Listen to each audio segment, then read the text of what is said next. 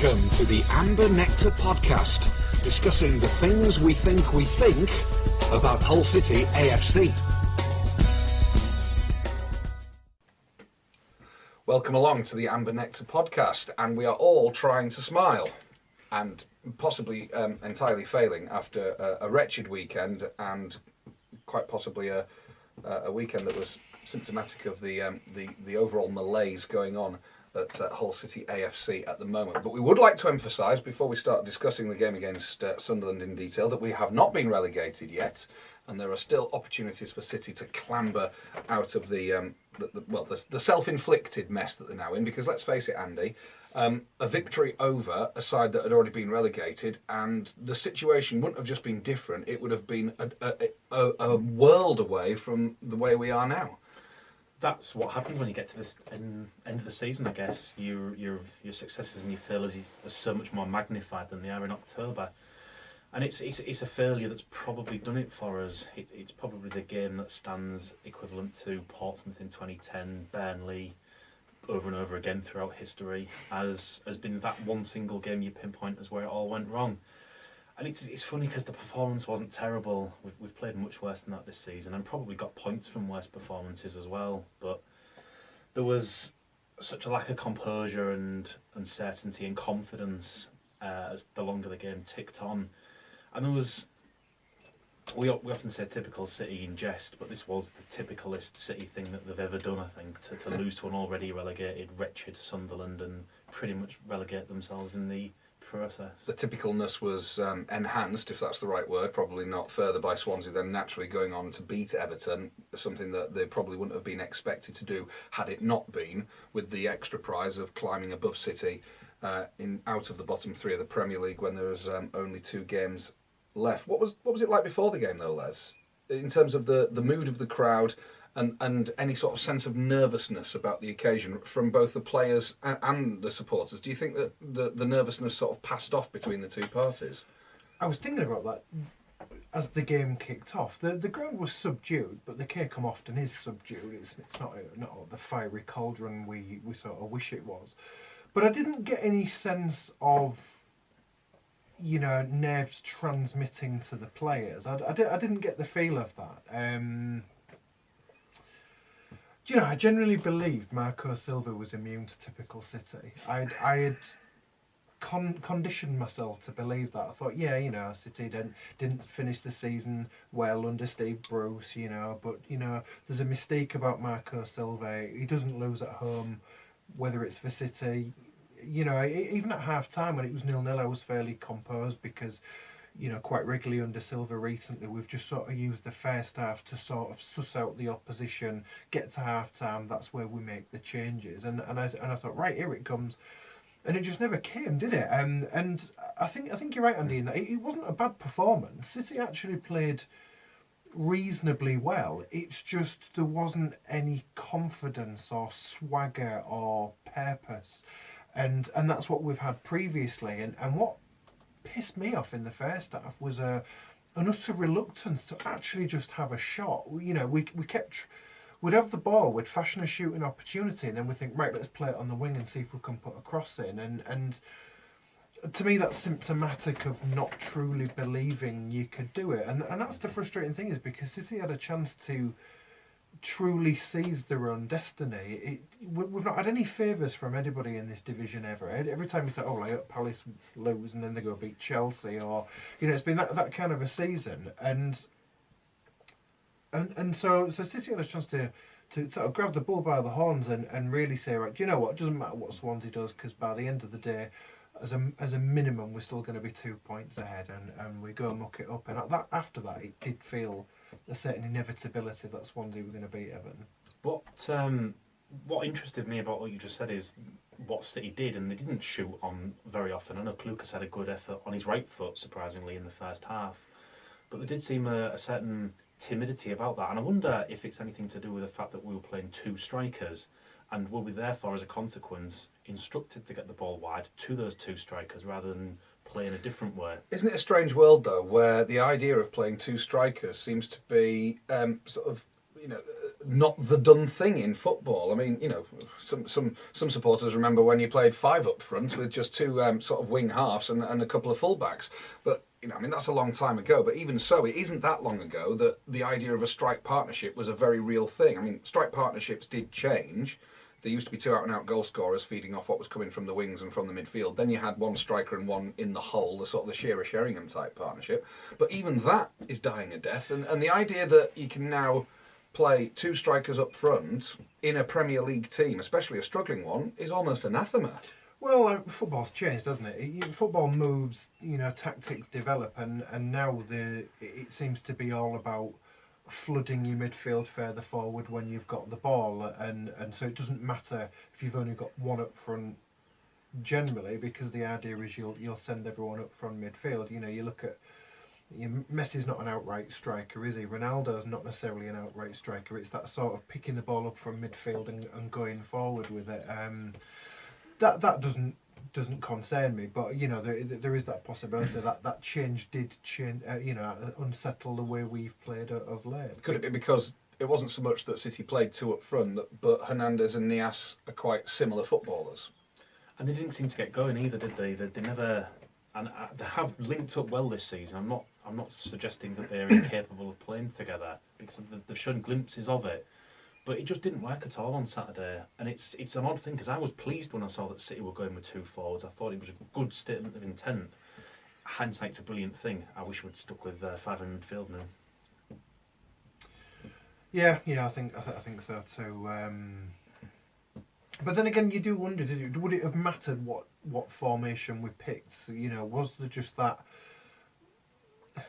realisation on the players that this is a really important game, and it just knocked us off our stride? There's been a few people on Twitter have really took umbrage to City being termed bottlers in this game. How can you say that the bottlers when, you know, they went unbeaten for 11, 12 games before? But to me, that's textbook bottling.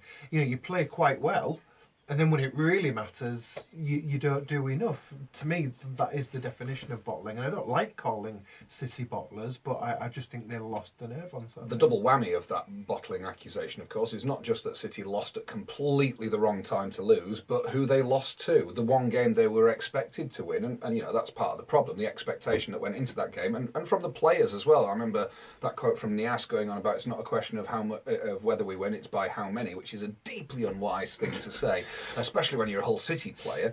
But, you know, the fact that it was Sunderland, I mean, we could have lost 2-0 at home to another side in the Premier League, and there would have been a level of resigned expectation about that defeat. But there was no expectation of defeat at all because of who we were playing. And then of course, it comes back to bite you on the arse. And the funny thing about Niasse is I thought he was particularly culpable. He didn't show, and the one really exceptional chance he got, he just sort of toe-poked it. He's shown some great technique this season, but when he needed to show a little bit of composure, he sort of toe-poked a shot wide. It was risible. Did Marco Silva get it wrong? Because in our home games, he has been notable for getting it right. And when things have gone wrong initially, as you alluded to, Les, in first halves where you suss out the opposition, a tweak is made, an alteration of formation or personnel, or just a tactical alteration, even if the shape and the protagonists don't change, and it tends to work, hence this long unbeaten home record of his. But did he get it wrong this time? Was there something he didn't do that he should, or something that he did do that he shouldn't? I didn't mind the changes he made, I just thought he waited too long to make them. I think Huddleston should have been introduced earlier, and I think Ndiaye should have been hoiked earlier. I'm a big fan of Ndiaye. I think he's a decent player. I like his simple game of breaking up the opposition, driving us 5 or 10 yards forward and making an easy ball. He's great for possession, but he had a stinker on Saturday, and that's one of the main things I put down to was lacking purpose, that conviction to go forward. And Huddleston showed that when he came on. I know it wasn't a straight swap, but Huddleston's game isn't necessarily a swashbuckling further forward, is it? He's a sort of take a step back and find a nice pass. Some of his moves when he came on were nice. It was that, you know, sort of get the ball, spin around, slightly lose whoever's going to, you know, come and mark you, and then play a pass. It was good. It just wasn't necessarily forward driving, and that's what we really liked. Somebody who was just going to get the ball and take us further forward. And Markovic has been that recently, but I thought he was a bit of a fanny on Saturday. The thing that you mentioned, Markovic, though, the complaint, if that's the right word, I've heard a lot regarding City on a tactical level was the switch of Grzyski from one flank to the other, where he had the measure of his fullback on his initial flank, but as soon as he got moved across, he wasn't seen again, and a really potent option that City had in attack was nullified, not by Sunderland, but by City themselves. But you know what frustrated me about that is all during the game I kept thinking, I wonder why we don't play Grzyski on the right, because I think he's naturally better right-sided, and that wonderful cross against Watford came from the right. But I totally agree with you. He moved onto the right and just disappeared out of the game after that. The only thing he seemed to do after that was strop at other players. There was the goggles, because he was saying to his teammates, "Why didn't you see me when we were faffing around passes in the box?" And he wanted the ball there. And there was just all of a sudden a petulance and annoyance at teammates came in. But it's an odd one because I thought he was fairly good before that. But I think he's more naturally suited to the right. I'd rather take Elmo off and not see him again, get Grzyski down that wing. But you're right, when we played Grzyski, he just was no longer a factor in the game. 2 penalty shouts, Andy. For what it's worth, Match of the Day reckoned that the O'Shea elbow was a penalty and that Maguire's sort of twist around against his man and then fall over spectacularly wasn't a penalty. I'm inclined to agree with both of those. What do you think? I just don't know if it can be a deliberate handball. Well, handball has to be deliberate by definition. I don't know if it can be a deliberate handling of the ball if it's less than a yard away. You cannot simply process that action. Wasn't there a problem at Arsenal this season on something like that, and it ended up with somebody getting sent off though? It's got to be deliberate, and we keep sort of trying to dance around this in the game generally, and people say, well, his arm shouldn't have been there, or he's gained an advantage from that happening, and these things are all irrelevant. It's, did he deliberately handle the ball? And I don't know if you can do that over such a short distance. But you are reckless, aren't you, Les, if you put your arm, because it has to be any part of the whole arm, doesn't it, from the shoulder downwards, if you put your arm in such an unnatural position as to raise your elbow high above your head to try and presumably protect your face either from a flying boot or a very close by football, you're giving yourself, you're putting yourself in peril of giving a penalty away, or at least forcing the referee into making what would have been quite an easy decision. I guess so. It's one of those funny things where my vantage point for this was crap. I was right at the very bottom of the south stand, and the only thing I really got a sense of from that position was the speed of the event. And at the time it happened, I just thought too quick to be deliberate, regardless of where his arm was. You watch the Baywatch slow motion replay, and suddenly it seems like the whole thing took hours, but it simply didn't. And did he have his arm up? Yeah, he did. But to me, that was a jumping up motion, and there was maybe a little soupçon of protection. But these are split-second decisions. But self-protection isn't an excuse if the ball hits you on the arm. The referee is still in a position to make a decision that the handball was deliberate. When Stuart Pearce gave away a penalty in Euro 96 in the first game against Switzerland, basically the ball was kicked at his face and he went like that, and the referee gave the penalty. Nobody complained and nobody argued. The ball struck the hand the hand struck the ball as opposed to vice versa, because Pearce had no business having his hand in front of his face. It's an unnatural position to put your hand. That terminology, the unnatural position, that's gone, because when a player is jumping or when you're making an athletic move, what is unnatural, I think. All I'll say is that at the time, it didn't feel like a handball. I just felt that's too... To me, I know some people think the deliberateness isn't an issue, but I like the laws of the game. I just couldn't believe that it was deliberate. And in replay, you think, oh, why has he got his arm that far up? But even still, I still don't believe that was a deliberate act. And just following on your point, Matt, about you inviting the referee to make a decision. You're inviting him to make a mistake if you do that, and it would have been a mistaken penalty award, in my opinion. It's risky to do it because referees don't get everything right. They're humans, and heck, we've watched it a couple of times since, and we're still not absolutely sure, even if we all lean to the thought that it's not. So just play on. It's not absolutely deliberate. Get on with the game. I thought it was, personally. I mean, I disagree with. I think it sounds like I disagree with you two, certainly with you, Andy. But I thought the O'Shea elbow was a penalty, and it wouldn't have surprised me if it had been given at all. Arguably, there was 3 shouts for a penalty, but I thought the Markovic one was very, very weak. I think he just, flounced to the floor. So I'm almost glad you didn't count that one because at the time I just thought, get up. Well, the Maguire one was one of those where it was quite obvious from watching it on TV that it wasn't a penalty, and if you're in there in the ground baying for a penalty and then you see it afterwards, you think, what did I shout for a penalty for that, really? I sort of changed my mind in the ground because that incident happened right in front of me, and initially I was howling for a penalty. I was, we should have had a penalty, but then the more I thought about it, I thought,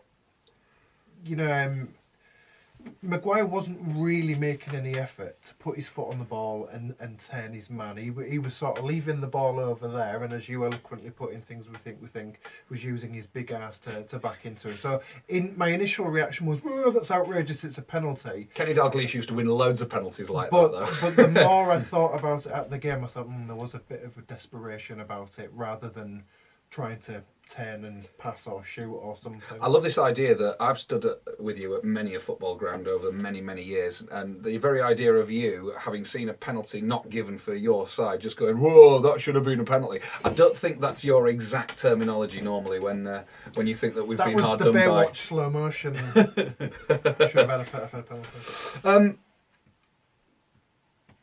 When City went a goal down, was there that sense of inevitability about how it was going to finish, or was there still a case of, well, all right, then this is a setback, but there's 20 minutes to go, and we can get back into this, and we should?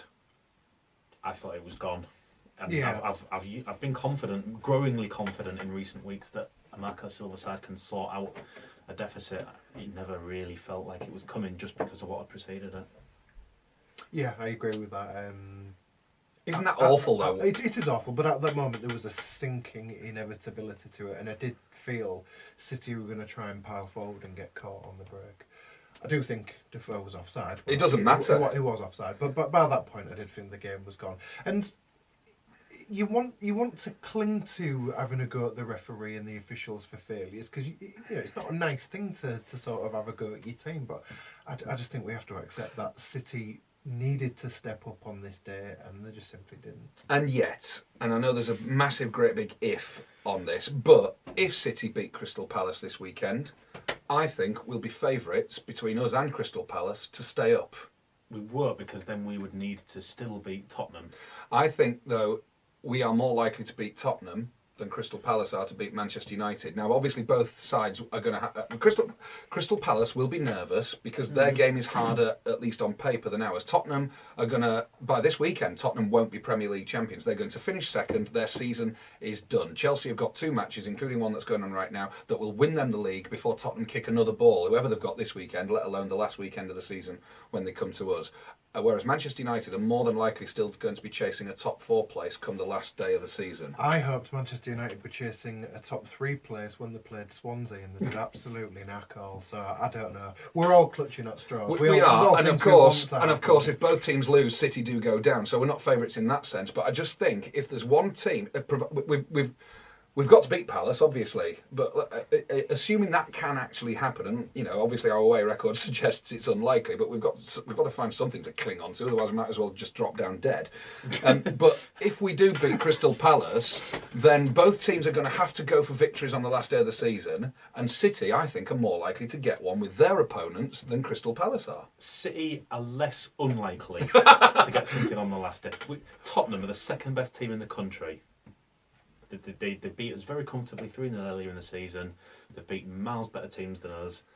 Tottenham got beaten, 5-0 by Newcastle on the last day of last season when Newcastle had already been relegated. I do think, well, I'm not anticipating a 5-0 win on the last day of the season. I'll be honest. I'll make that bold claim. You can bet your arse it's going to be more likely to happen if we're already down. Of course, that's the other thing. This weekend we could get relegated. So there's the possibilities are almost endless, but not many of them look particularly positive. You see, my eyes are still on Swansea, I think, rather than Crystal Palace. But they've got too much but less tough games, surely. Yeah, they have. they have. But then again, City had a theoretically easy game against Sunderland. This is Sunderland at home. They might not particularly respect the manager, but you'd think these are players that are playing for another contract, even if it's playing for a promoted team next year. Now that there's this bizarre cottage industry of relegation players that go to another side that'll be relegated next year, not Robbie Brady this time. So I think Sunderland could end the season well. I still think it's between us and Swansea rather than us and Palace. If Sunderland did us no favours whatsoever, but now we're relying on them to do us a favour this weekend. Well, we're in the desperate situation of needing the worst team in the division to come through for us. That's the damaging effect of what. And yet, oddly enough, Swansea were in that situation a few days ago, and it worked. Well, I don't know if it was a deliberate ploy on their part, really. I don't think they take much credit for it.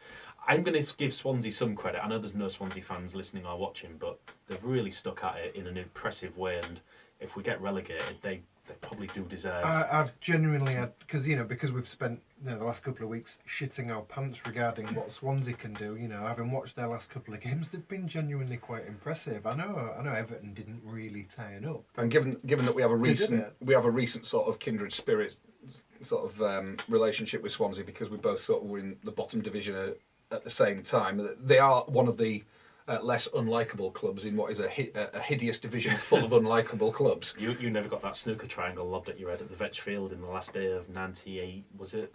Wasn't Swansea also where you got given a ball by Steve Wilson to kick around before a match? That's true. It's also where I took a loaf of bread because there was a Tiger Chat joke about you'll appear like a local. If you're carrying a local... I wasn't fearing a kicking at Swansea, I just thought it would be a funny thing to go around swinging a loaf of bread. I just want to bring this up. It's because of the goal difference situation, it's unlikely to happen now, but before the weekend's games, there was a lot of talk about the prospect of a 39th game between City and Swansea if, after the 38 games were done and dusted, we were level on points, level on goal difference and level on goals scored, because everything was very, very close. Now that we've lost 2-0 to Sunderland and the Swansea have beaten Everton by a goal to nil, the goal difference is just big enough between us now for this to be unlikely, notwithstanding any other sort of results that have to happen in order for us to finish level on points. But it's worth talking about just for a couple of minutes, because it might actually, a tiny bit of me, I said at the time and I stick by it, a tiny bit of me quite wanted that to happen, because I just think it might have been quite fun. I think in a pretty sick sense I'd have loved it. If you want big memorable games to look back on your City supporting days, that would probably have been one of them. The other thing that comes to mind, other than the slightly masochistic enjoyment I would probably have got from it, is why does the Premier League not find other ways of determining who finishes top? I know I'm saying this because we would have benefited from it, but once you've gone points, goal difference, goals scored, why stop there and why not look at head to head? Why would you want to make a playoff game more likely? Money. Well, I guess television. Well, Wembley. Television. They're still paying for Wembley, because let's face it, no matter how much we wanted it to go to Wycombe Wanderers, it would have gone to Wembley. It would be. Did they say? They never said. They never said. You don't put a relegation player at Wembley, do you? I mean, you would have to Wembley for fucking the only anything now. Right. The only other place it could have been, it would have had to have been a neutral club venue, roughly equidistant between the two cities. So you're looking at Villa Park, basically, aren't you? Something like that. Dubai. Ground tick. Right, okay. I prefer ground ticks, Burton. Yeah, well, it's not going to be Fleetwood now after they got kicked out of the playoffs yesterday. We were looking at Fleetwood getting promoted. We're looking for consolations now, just in case we do get relegated to the Championship. And naturally, the Burton Albion ground tick is the major one. And it's not a tick, but there's Brentford to look forward to. Well, you always enjoy going to Brentford. I always do enjoy going. I enjoy anywhere I can get to stand up and not be told off for it. Okay. My missus tried to cheer me up by saying, "But you love going to Norwich away." That was her relegation mitigation. Do you? Yeah. Yeah, I quite like Norwich. Yeah. Really? So, yeah, there's just something I like about that ground, that club. There's all right. I quite like Norwich. Love it. Sheffield United getting promoted means that there's always fun to be had in a visit to Bramall Lane. Anyway, what the bloody hell we wanted to stay up for? And I did say at the start, extra games on your membership. I said it to that camera there, so I'm going to back it up. We have not yet been relegated, and if we do win at Crystal Palace, then we're in with a chance on the last day. Yes, but I like sanity preservation. I think assuming the worst allows you to sort of take it when it does actually happen. It's not that I genuinely think, oh, we're fucked. Is that why you're more? But I just think if I accept it, it's not. You know, I think the brain naturally defends itself against hurt, and we're pretty bruised after Saturday, aren't we? So, Well, you're just generally bruised as a City fan if you've been doing it for how long we've been watching City. You know, let's face it, there have been considerably more downs in our City supporting life than there have been ups. And interesting, you should mention that, because is that part of the reason why you're so gutted at the Sunderland game? Because you didn't go into it with that slightly pessimistic view, and for once it was a game where everybody just blithely and, as it turned out, unwisely assumed that victory was ours. I didn't assume victory was ours, but I had an uncharacteristic confidence. You know, I normally cycle through optimistic, pessimistic during the week before a game, and then the day of the game I'm just convinced that everything's going to go wrong and we've lost.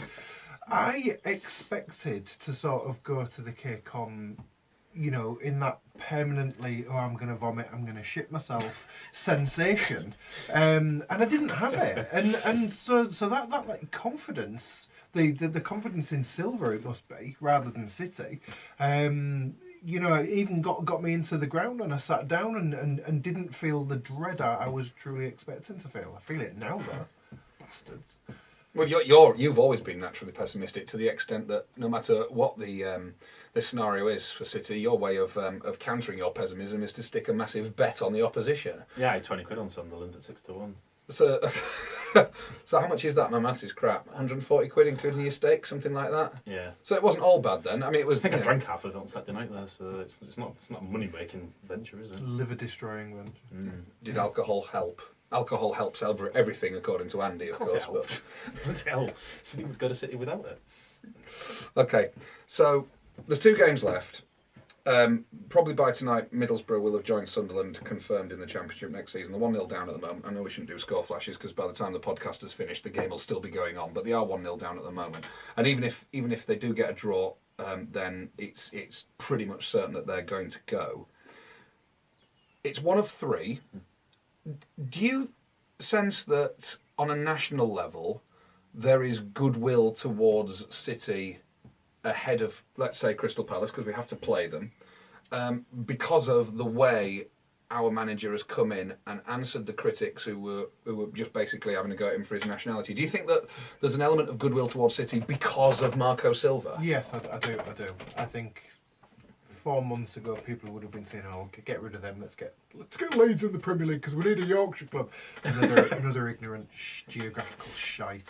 But I do think, well, how can you not respect Marco Silva? You know, I don't blame him for Saturday. I don't believe he got the game plan wrong necessarily. I just think the players' psychology sort of fell apart. We are, after all, a ragtag bunch of misfits. All the players we've brought in are sort of failures elsewhere, and we're hoping the psychology stands up, you know, as we sort of battle relegation. But I don't think you can put that on Silva.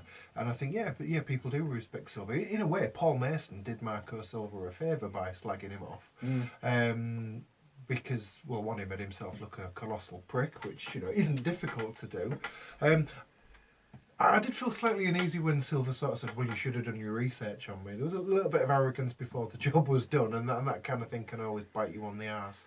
But given that nobody expected him to do a thing when he walked through the door, purely by dint of not being English. I don't think it's to do with City per se, but I think nationally, Silva's become very admired, and the football he's got City playing when they're playing well. And similarly, you know, the players he signed, I don't necessarily think they're playing for City, but I do think they're playing for Marco Silva. Actually, the point is that if Mike Phelan had still been sacked at exactly the same time, and another manager or head coach had been appointed who didn't do well, then we'd be in a situation like Sunderland are now. At least with Marco Silva, even if it does go wrong at the death, which looks more likely than not at the moment, at least he has in a way enhanced his own reputation, even if ultimately the end product or the end result is the same as what was expected back in January. Well, he's taken it to at least the penultimate game of the season, and I thought we'd have been relegated by now. Did you think a 39th game was a possibility in January? You know, not unless, you know, Bain blew up the KCOM Stadium. during one of the regular games. Does anybody think it's going to go to the last day? Or do you think it's over this weekend? What's your gut feeling? My gut feeling is this weekend will be pivotal. I do think it might just sneak through to the final game. Because obviously if we lose and Swansea lose as well, then we can still overtake them on the last day. Can't we? They're only a point ahead of us. The problem is we've got to either win an away game or beat the second best team in the country. And we might have to do both. And even then it still might not be enough. But winning the away game, because it's Crystal Palace, where Burnley have won recently, and Burnley, it's their only away victory all season. A couple of other teams at the bottom end of the division have won at Crystal Palace this season. Palace have had although they've had the big wins against Chelsea and Arsenal and so on, they've actually had a particularly poor run, and they got a right shoe-in at the weekend. I'm beginning to wonder whether they thought they were safe a couple of weeks ago and they took their foot off the gas a little bit too early, and now they are looking over their shoulder. You know, let's not beat around the bush. They're going to be nervous on Sunday just as much as we are. You're infusing me with a bit of hope about Crystal Palace. It's dangerous stuff there, so I'm not sure I welcome it. Go on, I'll double down on that then. We're more likely, according to the bookies, we are more likely to stay up this season than Sunderland were to beat us on Saturday. Crikey. So well, cancel that bet.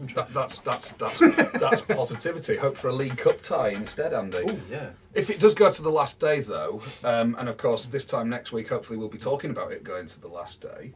What a weekend that's going to be. I mean, we had a last day job in our first ever Premier League season where we lost a game and somehow managed to stay up because Newcastle were even shitter than us, which was by the end of that 2008-2009 season was quite an achievement. You know, if it goes to the last day of the season, it's going to be one of those extraordinary occasions where we're all going to have no nails left and no fingers left, you know, biting your nails down to the elbow. It might depend on how it goes down to the last day of the season, because I think there's a scenario whereby we'd be 3 points adrift with a much worse goal difference, in which case you're the same as down. Well, if we draw, then at the very worst we're going to be level with Swansea, but behind on goal difference. They're a point ahead of us, aren't they? Having won and us lost. They've got who have they got this weekend again? They've got Sunderland. Right. All right. It's a difficult. But yes, it did. I'm thinking on my feet here. But the point is that none of us thought Sunderland were going to beat us. Now Sunderland have got to go and do the same against Swansea. And if Sunderland did beat us because they have players who are looking for new clubs in the Premier League next season, then they should go into the Swansea game with exactly the same attitude that they went into the game against us. They should. I mean, the funny thing is, I generally tend to believe that if a team really, needs something, they usually get it. Of course, that theory got pissed on Saturday, didn't it? And that's what makes me lean towards thinking Swansea, with having that psychological upper hand now, can go do it on Saturday. No, I don't know. I wish it was all over now. It hurts. It does. It does. The one last thing I'd say about your other argument about the last day of the season where we'd be playing the second best team in the country, yes we would, but the way things are, that second best team in the country are going to have 2 games at the end of the season which will be entirely meaningless and seriously meaningless. They can't finish third, they can't finish first, their position is secure, Arsenal can't catch them, they're in the Champions League immediate knockout stages next season, they cannot do anything else. So there's no pressure on them, so they can give it a right good go. Or they can't be arsed like they were against Newcastle this time last season. I do wonder if that Newcastle match is actually going to be thrown at them by their own manager, and they're going to be instructed. Do you remember how you went out in a little bit of a cloud last season? Bloody well don't do that again. That could be a motivating factor for them. Every bubble of optimism I have blown up, Andy and Les have managed to stick a pin straight through. But then again, that's what happens when you try and look for optimism in a naturally pessimistic environment. And City have done it, bastards. Do you know, even the guy in Shawshank Redemption, who ultimately got redemption, had to tunnel through a lot of shit. So, that doesn't mean anything, but I'd leave you with that thought. It's not as if we haven't got a great record at Selhurst Park. We haven't. The last time we went there, we did win, and it was towards the end of what was a relegation season. 2 goals from Dam and Doy at Selhurst Park, April 2015. Over 2 years ago now, that game. Blimey. But that's the only win, at least only win on the day win, as Andy's going to point out shortly, since 1985, when goals from Frankie Bunn and Stan McEwen gave City a 2-0 win against what would have been Steve Coppell's Crystal Palace at Selhurst Park. But of course, there's a famous one in between where it wasn't a win, but then again it was. Yeah, it was ace, that, wasn't it? The 2-1 defeat at Crystal Palace, which meant that City, who I think by that point were nestling in for a nice season at permanently third bottom of the 4th tier, and Palace were actually quite good at the time. They were 6th in the Premier League when we started that League Cup tie, and we'd beaten 1-0 at Boothby Park. Was it Derby who scored? I'm getting old now, yeah. Yeah, because it was Tony Bryan who scored in the away game. Can I point out that... no, it was Ian Wright. Ian Wright. Can I point out that Andy was 16 at the time? Carry on. But he looked exactly as he did now. Yeah, he did. Long paper round. But that second leg at Selhurst Park, I mean, up until we got promoted to the Premier League, then obviously we could only win upwards when we got top tier sides in cup ties, because we'd never been in the top tier ourselves, and it happened so rarely, didn't it? It was a remarkable thing, because Palace, they were in the Premier League, and the Premier League to Division 4 is a big enough gap at the time, but we were crap in Division 4 and they were good in the Premier League, so the gulf was enormous. And I remember talking to my neighbour about it before we went to the away leg, and we were trying to convince ourselves that if we just scored first, maybe we could stop them scoring 3, and neither of us believed that this was remotely possible. And this was in the Simon Gray days of travelling to away games. Unfortunately, our bus got lost, so I missed the first 20 minutes of the game, which is something that Simon Gray's regular travellers will probably relate to. And I think we'd had a goal disallowed, hadn't we, before Wright scored, and we'd not got in for that, and everyone was buzzing because, oh, well, at least we'd gone close to scoring. And I think when Ian Wright did score that goal to make it 2-0 on aggregate and get the away goal and actually make victory in the tie possible for the first time, I think it was one of the best goal celebrations I've been in ever, and it remained that way probably until the promotion season of 2003-04, because it was so ridiculously unlikely and it was happening in such improbable circumstances and at such an unexpected venue. It was absolutely amazing. It was one of the most painful goal celebrations ever, because I smashed my knee on the chair in front, and it was one of those jumping around in delight whilst trying to hobble it off and not collapse. Do you still get the knee pain? Andy Medcalf talks about injuring his knee when one of Hull City's goals went in against Liverpool in '89. He still gets the knee pain to remind him of that moment to this day. Are you like that, or did your knee make a full recovery and you're able to go charging down the left wing in the Tiger Nation football team afterwards? Well, I was perfectly capable of stealing a traffic cone after the game. I don't know why, I just felt I needed a souvenir of the game, so I nicked a Metropolitan Police traffic cone, and it stayed in my bedroom for like about 7 years before I thought, the fucking hell have I got a traffic cone? Our first games against Palace were in the 1920s, and then there was a gap of nearly 40 years before City played Crystal Palace in the 3rd Division in 1962. 61-62 season when Palace came down, and John McSeveny and Chris Chilton scored in the first of those games in the 60s. But there was a sequence of 3 wins in a row, culminating in that one in 1985. 74, City won 2-0. Peter Taylor would have been playing for Palace at the time, and John Hawley won the game for City with the only goal in 77. 78, and then after those games in the mid to late 1980s, when the likes of the other Ian Wright and Mark Bright were playing for Palace, and they got promoted in 88 via the playoffs, there was a bit of a lull apart from that League Cup tie. And then we get to the era of playing Crystal Palace at Selhurst Park that I think we all remember. By this time Peter Taylor was our manager. We lost 2-0, and then he left, and in the season that became the Phil Brown season. In fact, it might even have been one of Phil Brown's first games. We drew 1-1, and I think that was when Dino made his second debut for City and came on as a sub. Didn't he hit the bar on that second I was debut? about to say, Ian Ashby scored the equaliser in a 1-1 draw with a header from inside the box from a corner, I think it was. But yeah, Dino came on, and you know, I think that, I mean, City had a brilliant travelling contingent, as they still do, but I think a few extra people went to that game just for the prospect of seeing Dean Winders play for City again.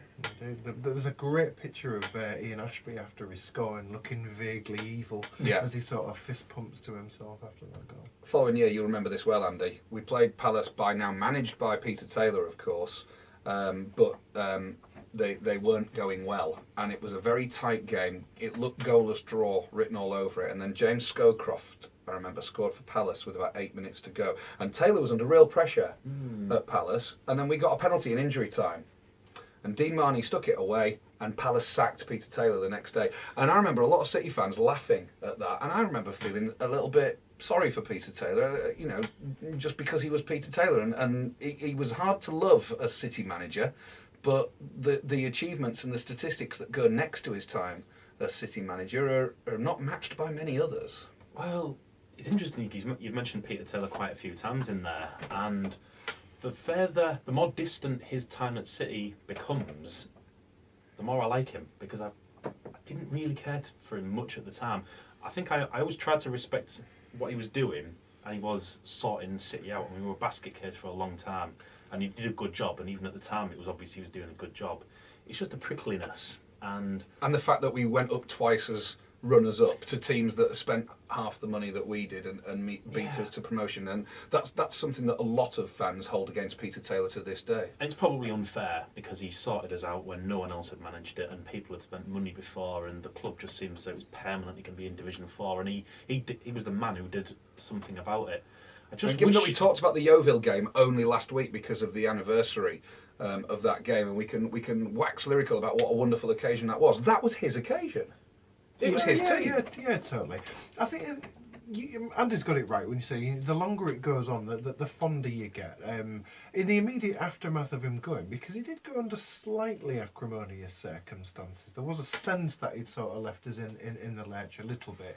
You always want somebody who leaves you to feel immediately afterwards. You have that sort of spend lover sort of thing, don't you, where you immediately want them to get the clap or something. You want them to have some misery. But I don't ever think it was like a long term ill will. But I think that there was that feeling that City were becoming something, and we didn't really want to think of ourselves as not as big as Crystal Palace, and that's what Taylor leaving us for them probably made us feel like. The bigger picture over it was that Taylor was a former Crystal Palace player, and not just a former Crystal Palace player, but one of their all-time heroes as a player. You know, when they were in the third division in the mid-70s, to be rational. No, and certainly some of the ones we know who had a right go at Taylor. But you know, in the 70s, he was a Crystal Palace player. When they were in the third division, he got them almost single-handedly to the FA Cup semi-finals as a third division side, and played for England as a third division player at Crystal Palace. I mean, that only Steve Bull's done that since. That is a phenomenal thing to do. So naturally, when Crystal Palace come in for his services, you know, you can't really blame him from his point of view for thinking, maybe I can recreate the magic I had as a player. He'd run its course at City anyway, I think. Yeah, he'd done everything that he needed to do. He took us up 2 divisions. And then consolidated us. And that wasn't exciting, but it was a very useful thing to do. It got us our feet in the Championship, and okay, it nearly got chopped away, and Phil Brown had to sort that out, but we got back to where we always said we wanted to be, and he'd done that. I really, really wish that Peter Taylor had been a little more bold in some respects. I wish he'd been more adventurous, because I think he had the scope to do it at City with the players he had as well.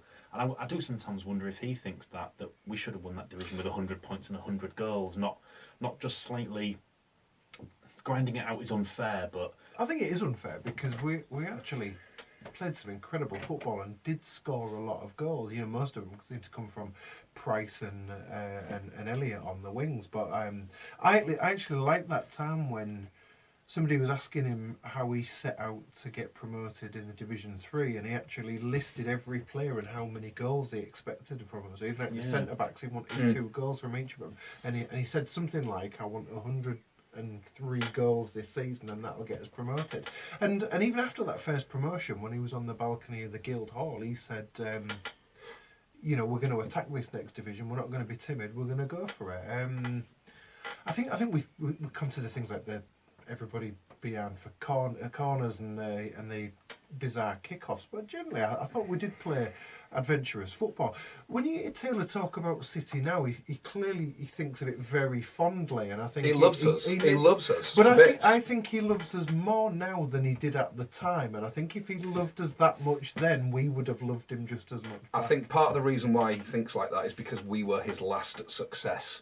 Because everywhere he's gone since he left City, it hasn't worked. I mean, Palace didn't work, Wickham didn't work, Bradford didn't work. He went back to Gillingham, that didn't work. He's had a couple of international jobs, hasn't he, and they didn't work. And he's not a manager anymore. I think he's given up on management now, and he's pushing 70, so he's getting close to the age where he probably wouldn't be considered for a job just for that reason alone.